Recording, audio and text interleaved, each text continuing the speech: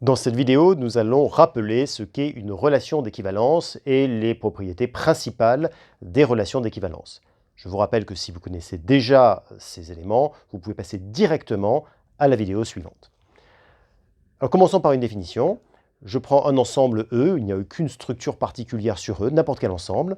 Eh bien, on dira qu'une relation losange est réflexive si chaque fois que je prends un élément de E, eh bien, il est en relation avec lui-même. Donc, essentiellement, si je le représente avec une flèche qui représente la relation, eh bien, il est en relation avec lui-même. On dit que la relation est symétrique si chaque fois que je prends deux éléments, x et y dans E, eh bien, lorsque x est en relation avec y, donc x losange y, ça entraîne que y est en relation avec x. Et enfin, troisième définition, si une relation est telle que chaque fois que je prends trois éléments, x, y et z, x en relation avec y et y en relation avec z, alors x est en relation avec z, eh bien une telle relation s'appelle une relation transitive. Donc nous avons défini réflexif, symétrique et transitive. Eh bien une relation qui a ces trois propriétés s'appelle une relation d'équivalence, et en général on la note avec un tilde comme ça qui est pour l'équivalence.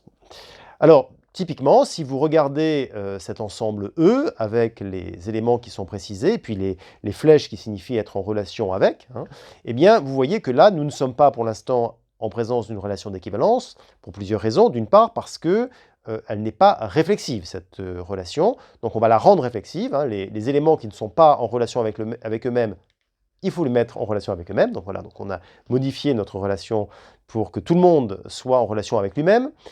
Autre problème pour que cette relation soit une relation d'équivalence, mais il faut que ce soit symétrique. Donc chaque fois qu'un élément est en relation avec un autre, eh bien, il faut que cet autre élément soit en relation avec le premier. Donc nous faisons ça. Et puis troisième chose, il faut qu'on ait la transitivité. Donc on a un élément qui est en relation avec un deuxième élément, il faut qu'il soit donc, et le deuxième élément qui est en relation avec le troisième, eh bien, il faut que dans ce cas on ait la relation donc, qui est indiquée ici. Et puis comme il faut qu'elle soit symétrique, voilà, on doit du coup avoir la relation également dans l'autre sens. Donc vous voyez, quand on a un ensemble comme ça avec les éléments qui sont en relation de cette manière-là, eh bien là, nous sommes effectivement en présence d'une relation d'équivalence. Alors, si j'appelle tilde une relation d'équivalence sur un ensemble E, et si je prends un élément de cet ensemble E, on appelle classe d'équivalence de X tous les éléments de l'ensemble E qui sont en relation avec X. Alors on le note avec X avec un point ou des crochets, parfois X bar. C'est l'ensemble des éléments en relation avec X. Alors prenons tout de suite un exemple. Si je regarde la classe d'équivalence de A, pour l'exemple qui est donné ici, pour cet ensemble E, eh bien la classe d'équivalence de A, c'est tous les éléments de E qui sont en relation avec A. Donc A, évidemment, forcément, puisque c'est réflexif, c'est la moindre des choses, et B et C sont également en relation avec A. En revanche, D, E et F ne le sont pas. Donc l'ensemble constituant la classe d'équivalence de A, qu'on note A point, ce sera A, B, C. De la même manière, la classe d'équivalence de D, c'est la paire D, E. La classe d'équivalence de F, c'est le singleton F, vous voyez, parce que le seul élément de E qui est en relation avec F, c'est lui-même. Vous remarquez que la classe d'équivalence de B, B point, et la classe d'équivalence de C, C point, sont égales à la classe d'équivalence de A. C'est normal, puisque A, B et C sont en relation. La classe d'équivalence de E, de la même manière, est égale à la classe d'équivalence de D. Alors, une fois qu'on a ces classes d'équivalence, eh bien, on va appeler E divisé par la relation d'équivalence. Ça va être un ensemble qu'on va appeler l'ensemble des classes d'équivalence des éléments de E. Ça s'appelle l'ensemble quotient de E par la relation d'équivalence. Je vous donne tout de suite un exemple. Si vous regardez notre ensemble de tout à l'heure, eh bien E divisé par la relation d'équivalence, ce sera trois ensembles, l'ensemble ABC, l'ensemble DE et l'ensemble F. Alors, vous constatez une chose, c'est que cet ensemble, enfin ces trois ensembles qu'on vient de donner, forment une partition de E. Alors, pourquoi est-ce que ça forme une partition de E? C'est toujours le cas pour une raison simple. D'abord, parce que la réunion des classes d'équivalence, c'est forcément, enfin, la réunion des éléments des classes d'équivalence, c'est forcément E tout entier, puisqu'il suffit de faire la réunion pour x appartenant à E de x points pour se convaincre que c'est E tout entier. Si je prends deux classes d'équivalence, soit elles sont d'intersection vide, bon, très bien, soit elles ne sont pas d'intersection vide, et dans ce cas, je prends un élément dans l'intersection, il est en relation avec tous les éléments du premier ensemble et tous les éléments du deuxième ensemble. Donc typiquement, si j'ai A dans x point et B dans y point, de manière générale, pas forcément juste dans cet exemple, eh bien je vais avoir A équivalent à Z et Z équivalent à B, donc A point égale B point me donne x point égale A point égale B point égale Y point. Bon, alors ça me dit exactement que les classes d'équivalence sont égales. Donc vous voyez, j'ai bien la réunion qui me donne l'ensemble tout entier, et 2 à 2, ils sont disjoints, ces ensembles, donc c'est bien une partition de E. Vous voyez, donc ça c'est très intéressant. Avec une classe d'équivalence, je peux, en divisant donc mon ensemble par la relation d'équivalence, je peux avoir du coup une partition de E avec ces classes d'équivalence. Permettez-moi de vous donner un exemple. Si on prend les droites du plan. Bon, les droites du plan, si vous regardez la relation être parallèle à A, c'est bien une relation d'équivalence. Une droite est parallèle à elle-même. Si j'ai une droite A qui est parallèle à une droite B, la droite B est parallèle à la droite A. Et puis si j'ai deux droites qui sont parallèles et la deuxième droite qui est parallèle à une troisième, eh bien sûr la première et la troisième sont également parallèles. Donc c'est bien une relation d'équivalence. Et quand je divise l'ensemble des droites du plan par la relation d'équivalence, eh bien j'ai un ensemble de classes qui correspond simplement aux directions de ces droites. Un deuxième exemple très classique, c'est le cas de E égale Z, avec la relation d'équivalence qui est définie par x équivalent à y si y moins x est divisible par p. P, un entier supérieur ou égal à 2. Alors, pour fixer les idées, je vais prendre p égale 5. Ça, c'est bien une relation d'équivalence. Pourquoi? Parce que x est bien en relation avec x, puisque x moins x égale 0, et 0 est divisible par 5. Est-ce que x en relation avec y entraîne y en relation avec x? Forcément, puisque si x moins y est divisible par 5, donc est égal à 5k, eh bien y moins x est égal à moins 5k. Donc forcément, si x est en relation avec y est en relation avec x. Et enfin, si x est en relation avec y et que y est en relation avec z, eh bien, vous constatez que z moins x, ce sera z moins y plus y moins x. Si le reste de la division par 5 de z moins y égale 0 et que le reste de la division par 5 de y moins x égale 0, forcément, le reste de la division par 5 de z moins x, ce sera aussi égal à 0. Donc z sera en relation avec x. Donc c'est bien une relation d'équivalence. Cette relation d'équivalence va me permettre donc de diviser l'ensemble z par cette relation. Et ça se note souvent z sur 5z. Et z sur 5z, il a 5 éléments.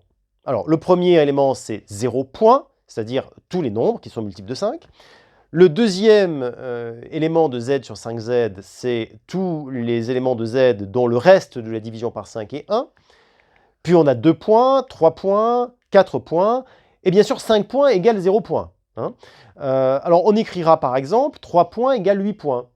C'est effectivement la même classe d'équivalence, puisque 3 et 8 sont finalement des représentants différents, mais de la même classe d'équivalence dans z sur 5z. Alors on écrira même parfois, c'est un abus, que 3 est égal à 8 dans z sur 5z. Ce qu'on devrait écrire, c'est 3 points égale 8 points. On parle de classe d'équivalence et pas des éléments eux-mêmes. C'est un abus. Vous allez voir que nous ne sommes pas au bout des abus, puisque nous allons faire ça de manière extrêmement régulière pour les fonctions. Tout à l'heure, on va définir des classes de fonctions, et assez rapidement, on oubliera de mettre le point sur les classes d'équivalence, donc il va falloir s'y faire. Je vais justement vous donner un exemple qui va dans ce sens, voire même l'exemple dont on est en train de parler. Si je prends l'ensemble LP, donc pour P appartenant à 1 plus l'infini fermé, donc j'autorise à prendre l'ensemble L infini, eh bien je vais définir la relation d'équivalence par F est équivalent à G si F et G sont égaux presque partout. Alors ça c'est bien une relation d'équivalence, F est bien égal à F presque partout, même partout d'ailleurs. Ensuite, si F est équivalent à G, ça veut dire que F est égal à G presque partout, donc G est bien égal à F presque partout. Et si F est égal à G presque partout, et que, donc si F est équivalent à G, donc F égale G presque partout, et que G est équivalent à H, donc G égale H presque partout, bon, vous n'aurez pas de mal à montrer que F moins H, qui est la somme de deux différences qui sont nulles presque partout, est nulle presque partout, donc F est équivalent à H. Bon, alors maintenant qu'on a dit ça, je voudrais vous donner un exemple, hein, c'est la fonction indicatrice de Q. Vous savez, la fonction qui vaut 1 si x est dans Q, et 0 si x n'appartient pas à Q. Hein. Donc cette fonction-là, un Q, eh bien, elle est bien équivalente à 0, puisque elle est nulle presque partout. Je vous rappelle que quand on est nul sur un ensemble dénombrable, en tout cas pour la mesure de Lebesgue, forcément on est nul, enfin au sens de la classe d'équivalence. Donc on va avoir effectivement un Q qui est équivalent à 0, donc ils seront dans la même classe d'équivalence. Deuxième exemple, vous prenez x donne x carré, vous voyez, parabole, et vous prenez la fonction qui a x donne x carré, sauf en un point, au point 0, au lieu de valoir 0, on lui met le point 1. On lui donne la valeur 1. Bon. Ces deux fonctions sont bien équivalentes.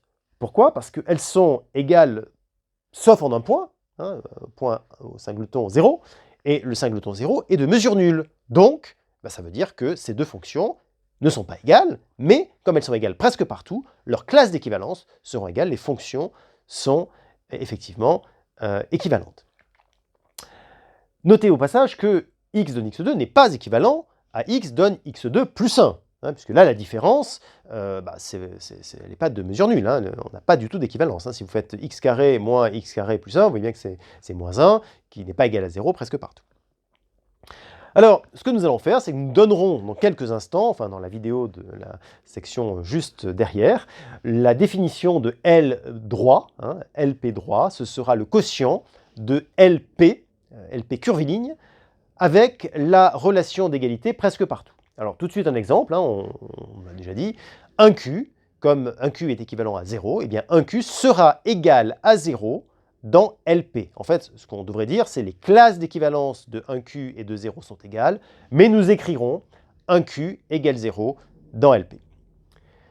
Je vais vous donner maintenant une définition qui est la définition de la compatibilité d'une relation d'équivalence avec une fonction. Alors, je prends une fonction qui va de E dans E et une relation d'équivalence sur E. On dit que la fonction est compatible avec la relation d'équivalence si, chaque fois que je prends deux éléments équivalents, eh bien, la fonction va me donner soit de la même valeur, soit des valeurs qui sont elles-mêmes équivalentes dans l'ensemble E.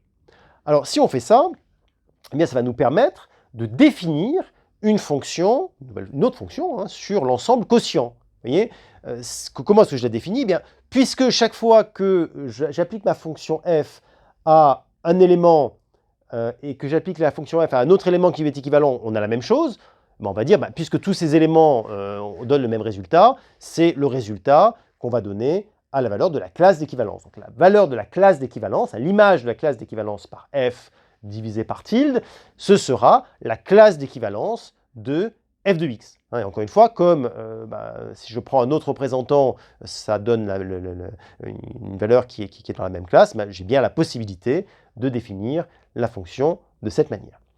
Alors, bon, au lieu de noter f divisé par tilde, c'est quand même un peu lourd, hein, vous en conviendrez, on notera f, donc simplement il faudra être un peu vigilant, savoir si f s'applique à E ou si ça s'applique au quotient de E par tilde. Voilà, il faudra un peu être vigilant, enfin ça simplifie quand même beaucoup les notations. Je vais vous donner un exemple. Dans z sur 5z, l'application qui à x donne x carré est bien compatible avec la relation d'équivalence. Alors pourquoi? Vous voyez, si vous prenez un nombre, 5k plus p, hein, donc p ce sera le reste de la division par 5, quand vous l'élevez au carré, ça fait 5k fois 5k plus 2p, donc ça, quand on module 5, ça fait 0, plus p carré. Vous voyez, donc, ce qui va se passer, c'est que, du coup, ce qui va apparaître, c'est que je prenne la classe d'équivalence de 3 ou la classe d'équivalence, du carré de 3 ou la classe d'équivalence du carré de moins 2, eh bien, ce sera pareil. Voilà. Donc, du coup, je vais pouvoir définir l'application x donne x2 dans z sur 5z. En revanche, je ne pourrai pas le faire pour la fonction pi, qui est la fonction de compte des nombres premiers. Vous voyez, si je prends, par exemple, pi de 5 c'est 3. Combien y a-t-il de nombres premiers avant 5? Il y a 2, il y a 3, il y a 5. Donc 3. Combien y a-t-il de nombres premiers avant 10? Il y a 2, il y a 3, il y a 5, il y a 7, et puis c'est tout. Donc il y en a 4. Bon. Donc, pi de 5 égale 3, pi de 10 égale 4. Pour autant, on est dans la situation où 5 et 10 sont dans la même classe d'équivalence, mais ils n'ont pas la même image par cette fonction-là. Donc cette fonction-là n'est pas une relation, n'est pas une fonction qui est compatible avec la relation d'équivalence. Alors, de la même manière, je vais pouvoir définir la compatibilité avec une loi interne. Si E est un ensemble muni d'une loi interne, pensez par exemple à l'addition, à la multiplication ou à autre chose, vous pouvez prendre une loi interne que vous voulez sur E, pour que ce soit une loi interne, eh bien, la compatibilité avec la loi interne dit la chose suivante, c'est que si j'ai x1 qui est équivalent à x2, et si j'ai y1 qui est équivalent à y2, alors, eh bien, pour avoir la compatibilité, il faut que x1 étoile y1 soit équivalent à x2 étoile y2. Bon. Et alors, si c'est le cas, de la même manière que précédemment pour les fonctions, je vais pouvoir définir une loi quotient qui va s'appliquer à l'ensemble quotient en disant, puisque finalement, la combinaison par cette loi interne ne dépend pas du représentant de la classe d'équivalence, eh bien, on va pouvoir dire que je fais des opérations directement sur les classes d'équivalence. Et j'insiste là-dessus, puisque peu importe ce que je prends comme élément de la classe d'équivalence, ça n'a pas d'importance, ça va me donner le même résultat. Donc je peux définir la loi interne pour l'ensemble quotient. Là encore, en général pas noter étoile divisé par tilde, c'est un petit peu lourd, donc on va noter simplement étoile. Permettez-moi de vous donner un exemple. Si je prends z sur 5z, eh bien vous pouvez vérifier que la multiplication est bien compatible avec la relation d'équivalence.